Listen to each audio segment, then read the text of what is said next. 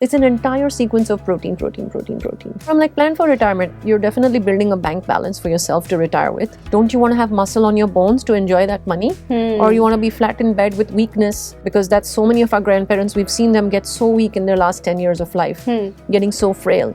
The front of the label is what the company is selling to you. The back of the label is where you protect yourself. You're right. The processed food industry is not the health industry. They are not obliged to give you health results. They are selling you a product. On strange days where I don't know what my food's going to be like, you might even see me eating 8 or 10 eggs. With the yellows. With the yellows, because there's no proof that egg yolks or dietary cholesterol causes heart attack.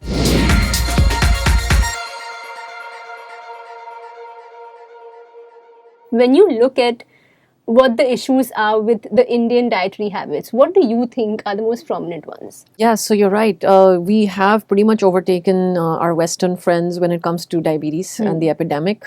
It's not anymore something of the wealthy or of the elderly. It's hitting into younger and younger people now across socioeconomic. So rich, poor, doesn't matter, young, old, doesn't matter. It's getting into all areas of society.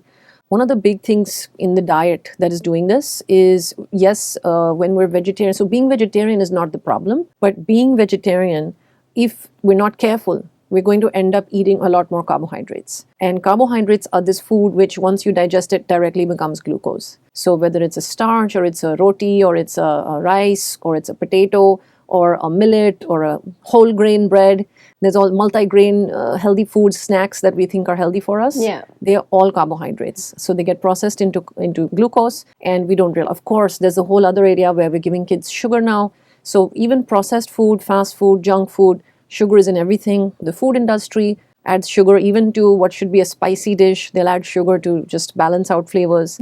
So if you're not careful, you're getting sugar and processed carbohydrates pretty much all day, every day. Because we are a vegetarian predominant country, I find that those who don't take animal protein, they are very likely and very high risk to be protein deficient. Even the people who say that they eat animal protein, non-veg or eggs or dairy products, they're almost like shy about eating more quantities. So we don't have the problem. I have not met somebody who is overdoing their animal protein in terms of getting too much. Even the one who eat it, they may eat it maybe twice a week or a few times a week, a small portion at one of the meals. So there isn't significant protein, whether you say veg or non-veg or vegan.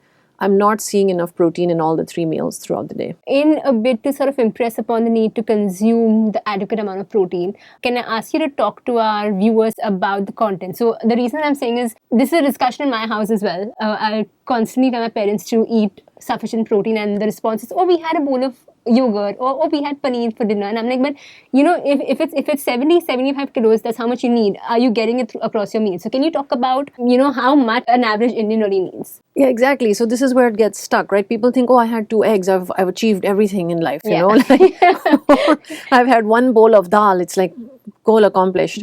They don't have the mathematical understanding of how much protein comes in these foods. So 2 eggs, if you're taking like the corner shop egg, which is like a 5 rupee egg, it's quite, you know, low quality eggs also. Even within eggs, you get good quality eggs who the hen has a natural life, is roaming about in the sun, not if stuck in a cage with 24-hour bulbs on her head. So a good quality egg of a decent size gives you 6 grams of protein. Yeah. Now, a big bowl of thick dal fry, and the way I describe this because I'm Gujarati, and if you take Gujarati dal and you dump it on the plate, it's going to spread everywhere. You take a North Indian thick Punjabi dal and you plonk it, it's going to stay there. It's not going to completely flatten out. So a thick North Indian dal fry or like a big bowl of rajma or chola or chana or Kabuli chana, 6 to 8 grams of protein in a bowl this big. And how much do people need? A 60 kg person needs 72 grams per day. If You're saying even if the person is not someone who exercises, like the average person. This is the daily. I'm going by 1.2. Okay. I'm going by 1.2. 1.2 grams per kg body weight. So if you weigh 60 kgs, multiply by 1.2. Yeah. I used to go with the RDA prescribed 0.8, which means that a 60 kg person needs 48 grams. Yeah. I was doing that for a long time, but I just saw that especially because a lot of that protein is coming from plant-based or vegetarian sources, which are not always complete proteins. There is an absorption issue, availability issue, because it comes mixed with grains and anti-nutrients and things, so that we found that we weren't getting such great results. So now in the last couple of years, I've switched my targets from 0.8 We now go for 1.2, whether you have a disease, no disease, exercising, not exercising. Is even the kidney patient who comes in is not even getting the 0.8. They've been told, oh, cut your protein, you're a kidney patient. But if you're supposed to get 0.8, so if let's say they're 60 kg, they're supposed to get 48 grams. But like you and I just counted, they're max to max getting 22, 25 grams. Then reduced protein is not the right advice for this person. And they think I'm crazy when I say, we need to increase your protein. You have kidney disease, but you're not even getting 0.8. We need to give you something that your body would use to repair, heal, improve body tissues. It's terrible. We just don't know how to count. Most health professionals don't count. How do you sort of suggest this can change? So are you in favor of consuming protein supplements? Is that what you recommend? We're always in favor of eating whole food first. Okay. So eat food that looks like food. That should always be the way we should start. Something that your grandparents could look at it and say, yeah, that's food. Right? I mean, they never saw bars and shakes and, cookies or breads and things. They had actual food that was taken from farm to table or field to table. Hunter-gatherer ideas, right? Like whole actual food that hasn't undergone so much processing. If that means that we're falling short because of my own preference that I want to be vegetarian, I want to be vegan, I want to avoid animal protein, or I don't want to eat this much of dal. It's never been proven that animal protein causes diabetes. Whole, fresh, caught, hunted, caught, captured, whatever, in the traditional sense, not processed, not fake meats. We don't know anything about that stuff. But natural whole meat, fresh meat, absolutely no reason why somebody who's okay from their cultural and belief systems, if they're okay to have it, I would not stop them. Is there any truth in the suggestion that plant-based protein is superior? Not that we have any proof. Okay. We don't have proof. I mean, I could line up 10 experts on the animal protein side, 10 experts on the plant-based protein side. Both of them will say, my way is the only way, right? So I think it's not right to make population-wide advice is there's only one right way to health. I've seen vegan athletes, I've seen carnivore athletes. So there's clearly a spectrum of truth, and being so polarized is not helpful. And I talk about this in my book. Correct. It doesn't matter how you achieve your health, as long as you achieve your health goals. Why should we argue about what's the best way? Can you talk about what role protein plays in avoiding diabetes? If we agree that our human body was made by one strand of DNA from our mother and one strand of DNA from our father. DNA is protein. Only codes for protein. It doesn't create carbohydrate molecules or fat molecules. It only makes protein molecules. So your entire body blueprint is based off of protein messaging and a protein code. It's an entire sequence of protein. So when we say I've got an injury, I am a growing child, I'm going through puberty, I'm going through an injury repair, I'm fighting an illness, I need antibodies to fight an infection, my hair is falling out, I need good hemoglobin. All of those are proteins. And your hormones also. Everything. Skin, connective tissue. So what's the point of trying to, so coming to exercise? Yes, obviously, if someone's exercising, that's why in India, we have this link. I only take protein shakes on the day I go to the gym. Because they think that's the day that they're making muscle. They're making muscle 7 days a week, 24 hours a day. You're going through micro damages, day-to-day movements, wear and tear. There's a daily expense that happens for protein. So when you're under supplying that basic raw material, and one of the things about protein is you can't make certain proteins by yourself. It only comes through the diet. So which are referred to as essential proteins. Essential proteins. There's no such thing as an essential carbohydrate. True. So yes, glucose is essential to have in the brain. But you don't need to put glucose in your mouth for energy. Your body knows how to 24/7 fasting. We've seen people fasting for a month and their glucose stays stable. Right. So protein is needed of course, for muscle building. You're wasting, I think the way I talk to Indians is, do you want paisa vasool? Do you want to get your return on investment? You're spending this much time and money and effort into exercising and you don't have the right amount of protein to support your workouts or your day-to-day activities. It's a waste. It's a waste. Or I'm like, plan for retirement. You're definitely building a bank balance for yourself to retire with. Don't you want to have muscle on your bones to enjoy that money? Or you want to be flat in bed with weakness? Because that's so many of our grandparents, we've seen them get so weak in their last 10 years of life, getting so frail. Do you want to be active in your last decade of life or do you want to be frail? That's the muscle you build now. And I think also just when you consciously add protein to your diet, you're also going to subtract a fair amount of carbs from the diet, which in turn is going to change your diet to make it look like a more healthier version of what you've been eating in the past. You got that exactly right. So when you start with enough protein at breakfast, you're going to be full. Protein gives you satiety. Just imagine that you've had a nice meal and someone comes and says, now can I order biryani for you? You'll be like, yeah, sure, bring it. But if I say, can I now give you 2 bowls of dal or another portion of chicken or mutton at the end of the meal? You're like, no, I'm too full for that. Because you know that protein is very filling, whereas there's always room for dessert. Carbohydrates are not filling at all. Yeah. So when you take enough protein, you're full. Your risk of overeating is reduced.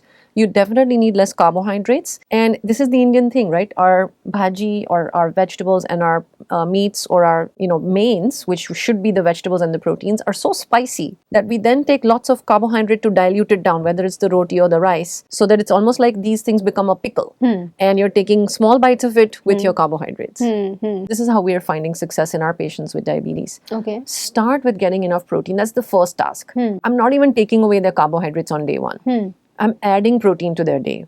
They'll be like, I'm so full. Great, congrats. You can reduce your carbs now. Yeah.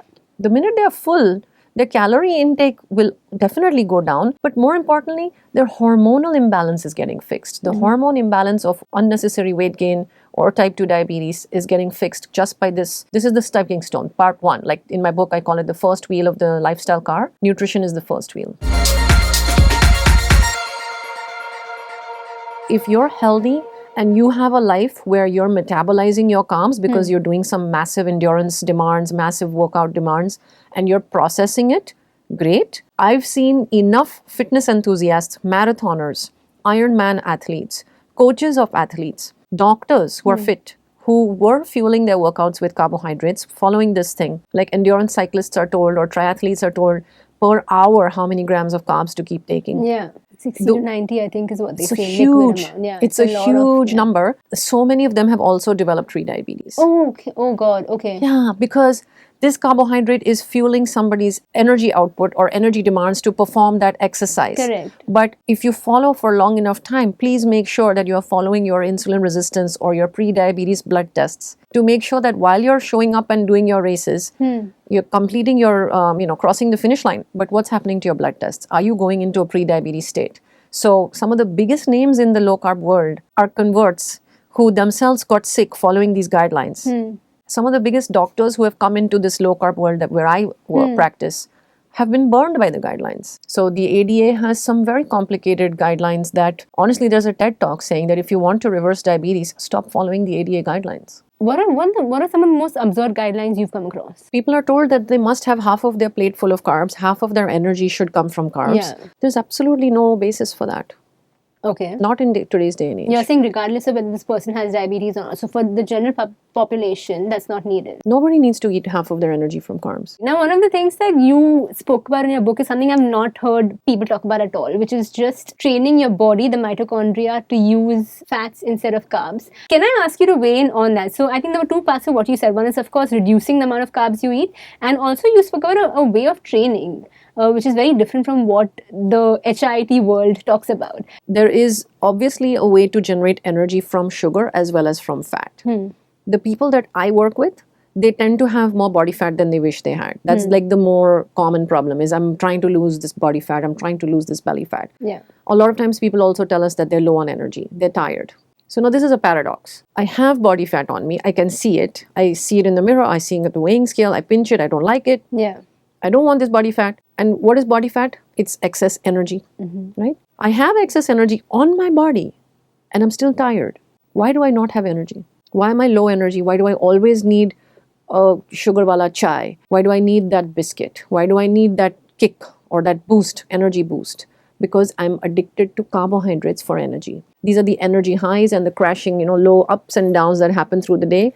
In India, you'll see every few hours there's somebody moving around with a small cutting chai. It's a small hit of caffeine and sugar. Somebody else might not even know that this is a sign of mitochondria that are addicted to sugar. Yeah. Okay. The good news is you can come out of that. How do you come out of that? Where you can have steady, smooth energy. I mean, ask anybody. Would they want to have energy crashes when they need food and if they don't get food every 4 hours, they're sick and tired? Or would they want to have constant, predictable energy levels through the day? So and again, just to simplify this for our viewers, you're basically saying someone who is overweight, who has fat, basically has stored energy, but they continue to feel lethargic because the body doesn't know how to use that energy to give them the support they need. Right, exactly. And Because they're using carbs. the way to help you come to fat burn is like a fourth step for me. First we go, and again, why are people stuck where I have all this energy on my body and I can't use it and I'm tired? What's this paradox? It's like a rude joke, right? Yeah.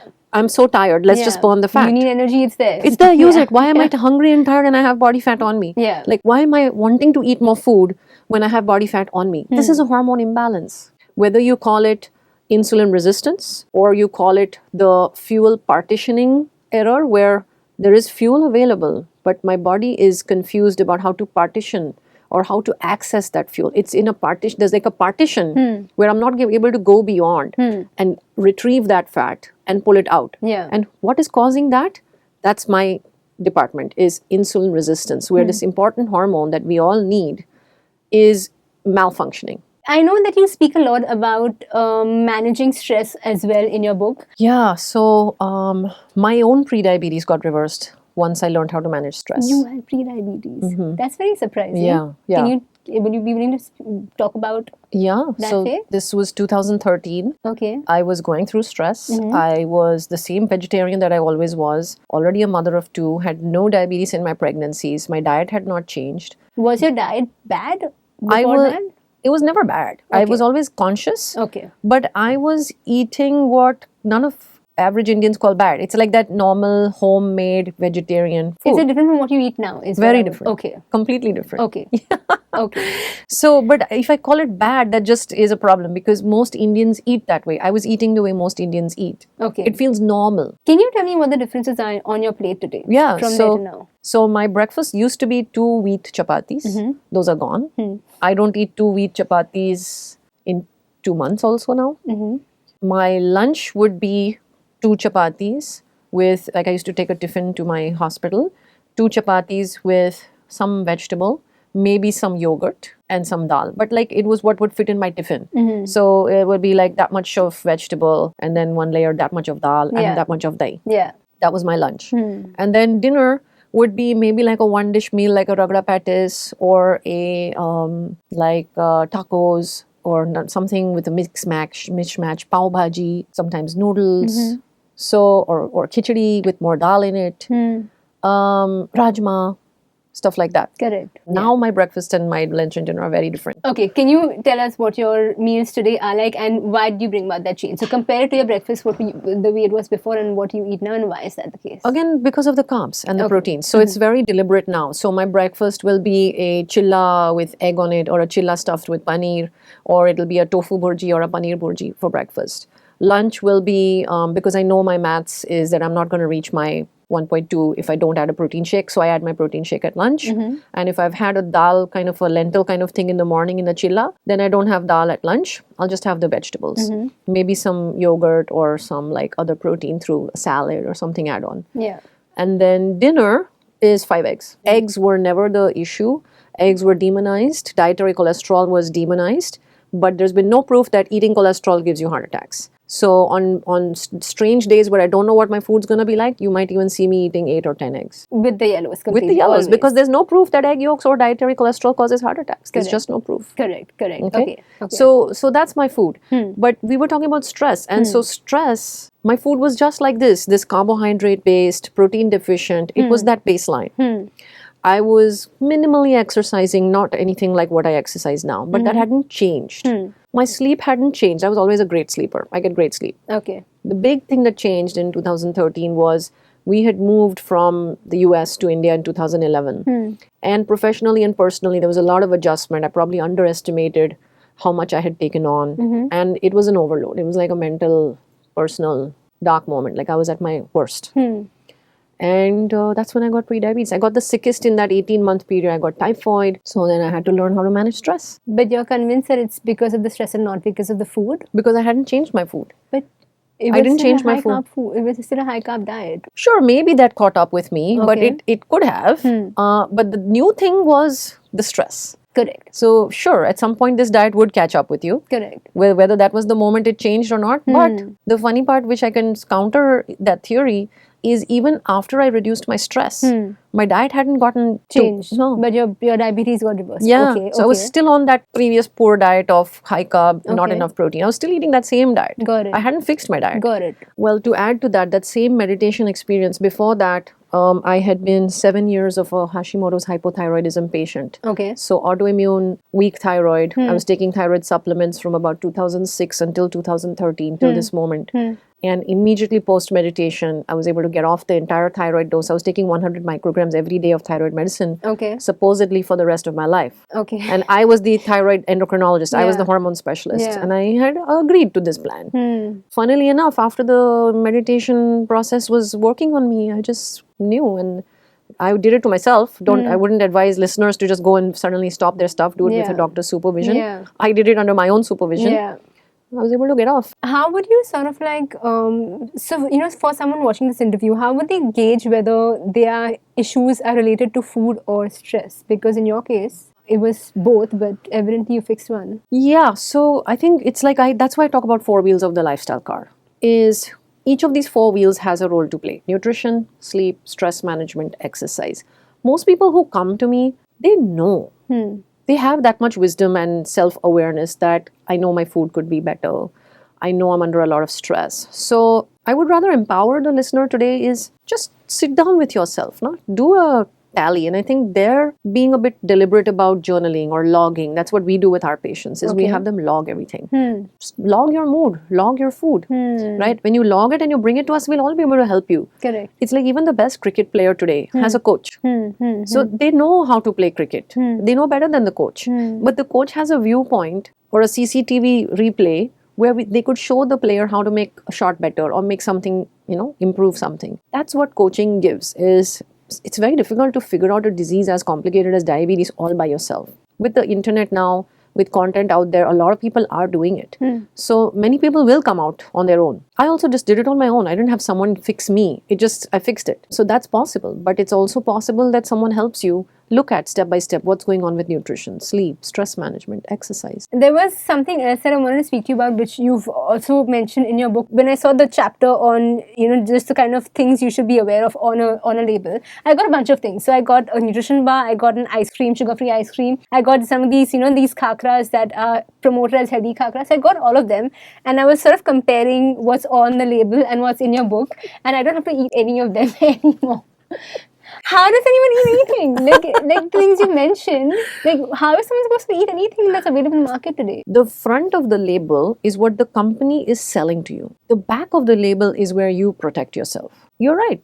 The processed food industry is not the health industry. They are not obliged to give you health results.